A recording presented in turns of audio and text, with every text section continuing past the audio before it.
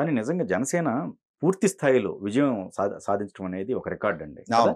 అది ఎక్స్‌పెక్ట్ చేయింది అది. అవును. అంటే ఓటు ట్రాన్స్‌ఫర్ ఆయన అన్నట్టు పూర్తిగా జరిగింది. అవును. ఎక్కడ కూడా మిస్‌యూజ్ అనేది జరగల. అవును. ఎన్ని అవరోధాలు ఎదురైనా వాళ్ళందరూ ఒక యూనిటీ మెయింటైన్ చేశారు. అవును. ముఖ్యంగా కాపు సామాజిక వర్గం. ఇక్కడ గమనించుకోవాల్సింది ఏంటి అంటే 2019 ఎన్నికలు జరిగిన పరిస్థితులు, పరిణామాలు వేరు. ఆ రోజు పవన్ కళ్యాణ్ గారిలో ఈ రోజున్న ఫ్యాన్ ఫాలోయింగ్ ఆ రోజు ఉంది. కానీ సమాజం ఆయన్ని పూర్తి స్థాయి సీజన్డ్ పొలిటీషియన్గా రికగ్నైజ్ చేయలే. ఎందుకు? ప్రజారాజ్యం వల్ల. అంతే. ప్రజారాజ్యం వల్ల కావచ్చు, ఆయన ఆవేశపు ప్రసంగాలు, వీటి వల్ల ఏ కారణమైనా సరే ఆయన్ని పూర్తి స్థాయి పరిణతి చెందిన రాజకీయ నాయకుడిగా, సీరియస్ పొలిటీషియన్గా పరిగణలోకి తీసుకోవాలి. లేకుంటే ఆయనకున్న ఫ్యాన్ ఫాలోయింగ్కి 2 సీట్లు ఓడిపోవటం ఏంటి? అవును. ఆయనకేమి కరప్టెడ్ హిస్టరీ లేదు, ఏదో అవినీతి చేశాడు, కుంభకోణాలకు పాల్పడ్డాడని చెప్పుకునే నింద మోపడానికి ఎటువంటి ఆస్కారం లేదు. ఆయన రెక్కల కష్టంతో ఆయన పార్టీ నడుపుకుంటా ఉన్నారు. అయినా సరే 2 స్థానాల్లో ఓడించడం అనంటే ప్రజలు సీరియస్ పొలిటీషియన్గా పరిగణలోకి తీసుకోవాలి. కానీ గత 5 సంవత్సరాల ఆయన వ్యవహార శైలి చూస్తే ఎక్కడ రాజీ పడకుండా ప్రభుత్వంతో అంటే మక్కువని పోరాట పట్టుమ ప్రదర్శిస్తా, అవసరమైనప్పుడు సమయం పాటిస్తా, శ్రేణుల్ని మోటివేట్ చేస్తా, తన రెక్కల కష్టంతో పార్టీని నడుపుకుంటూ వస్తున్న తీరు ఒక రకంగా ఏంటంటే చిరంజీవి గారికి దక్కిన అవకాశాన్ని చిరంజీవి గారు దుర్వినియోగం చేసుకున్న పవన్ కళ్యాణ్ గారు చాలా పట్టుదలతోటి, కసితోటి తన పార్టీని నిలుపుకోగలిగారు. చిరంజీవి గారికి 17% ఓటు బ్యాంక్ దక్కింది, 18 అసెంబ్లీ సీట్లు దక్కినాయి. కానీ ఆయన తన యూనిక్నెస్ని కాపాడుకోక కాంగ్రెస్ పార్టీలో మెర్జ్ చేసి అందొచ్చిన ఒక అవకాశాన్ని దుర్వినియోగం చేసుకున్నాడు ఆయన. ఇవాళ ఈయనకు ఒకే సీటు దక్కింది. తను పోటీ చేసిన 2 సీట్లు ఓడిపోయారు ఆయన. అయినా సరే ఆ ఒక్క ఎమ్మెల్యే కూడా వేరే పార్టీలోకి, అధికార పార్టీలోకి ఫిరాయించినా సరే చాలామంది ప్రజారాజ్యం అనుభవం చూసిన దృష్ట్యా ఈ పార్టీకి మనుగడ సాగించదు అనుకున్నారు. కానీ ఇవాళ ఆ పార్టీని బతికి బట్టగట్టించారు, ప్రజలతో మమేకమవుతూ వచ్చారు. ఆయన మీద కులపరమైన ఎమోషన్స్ చాలా పెంచే ప్రయత్నం చేసినా కూడా ఎక్కడ ఈల్డ్ అవ్వలేదు. ఇప్పుడు పవన్ కళ్యాణ్ గారిని కాపు సమాజం ఓన్ చేసుకుంది వాస్తవమే.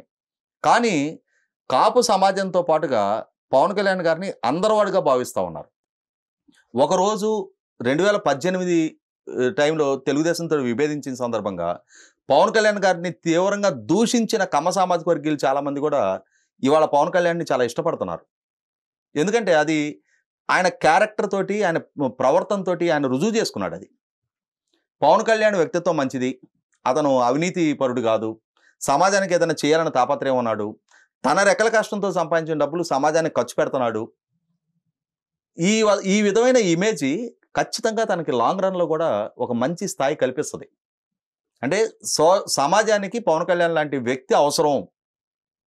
అతను సమాజం నుంచి ఏదో దోచుకుందామనో, తన పిల్లలకి, తన బంధుమిత్రులకి మైన్సో లేకపోతే ఎస్టేట్లో కొట్టేద్దామని చెప్పని రావట్లేదు. తన వంతు కంట్రిబ్యూషన్ సమాజానికి ఇవ్వాలనే ఉద్దేశంతో తను ఒక చిత్తశుద్ధితో ప్రయత్నం చేస్తున్నాడన్న అభిప్రాయం బలపడింది. ఈ నేపథ్యంలోనే ఇవాళ ఖచ్చితంగా 21 స్థానాలకు ఆయన పరిమితం అయినా కూడా ఆ శ్రేణులు మోటివేట్ అయ్యారు. ఇక్కడ జనసేన అభ్యర్థుల్ని తెలుగుదేశం శ్రేణులు ఓన్ చేసుకున్నారు, తెలుగుదేశం అభ్యర్థులను జనసేన శ్రేణులు ఓన్ చేసుకున్నారు. కొత్తగా వచ్చిన భారతీయ జనతా పార్టీని కూడా ఈ 2 శ్రేణులు ఓన్ చేసుకున్నాయి. కాబట్టి వాళ్ళకి ఉన్న బలానికి 10 అసెంబ్లీల్లో 8 నెగ్గటువంటి మామూలు ఇష్యూ కాదు కదా. ఇవాళ వాస్తవంగా భారతీయ జనతా పార్టీ ఎంపీల దగ్గరికి వచ్చేప్పటికి వాళ్ళు 3 స్థానాలకు పరిమితం అయ్యున్నట్టయితే, వాళ్ళ బలం ప్రాతిపదిక మీద ఇప్పుడు నెగ్గిన 3 స్థానాలకు పరిమితం అయ్యున్నట్టయితే చాలా బాగుండేది. అరకు, రాజంపేట, తిరుపతి తీసుకోకుండా ఉండున్నట్టయితే ఆ 3 స్థానాలు తెలుగుదేశానికి దక్కడానికి ఆస్కారం ఉండేది. ఇప్పుడు కేంద్రంలో ఎన్డీఏ కూటమికి బ్యాలెన్స్డ్గా ఉన్న పరిస్థితుల్లో ఇంకొక 3 స్థానాలు కూటమికి చేతిలో ఉండేవి. తెలుగుదేశం పార్టీ కూడా 16 బదులు 19 స్థానాలు కలిగి ఉండేది. ఇప్పుడు ఈ 3 స్థానాలు జగన్మోహన్ రెడ్డి గారికి వెళ్ళటం వల్ల ఏం ఉపయోగం లేదు. ఆయన చేతిలో 4 ఉన్నా ఒకటే, 40 ఉన్నా ఒకటే.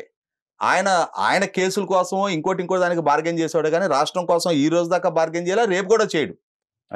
కాబట్టి భారతీయ జనతా పార్టీ ఆ ఎంపీలని తీసుకునే దాంట్లో కొంత సమయం పాటించుకున్నట్టయితే బాగుండేది. ఏదేమైనా సరే అయిపోయింది, ప్రజలు తీర్పిచ్చారు. రాష్ట్రంలో, కేంద్రంలో ప్రభుత్వాలు ఏర్పడబోతా ఉన్నాయి.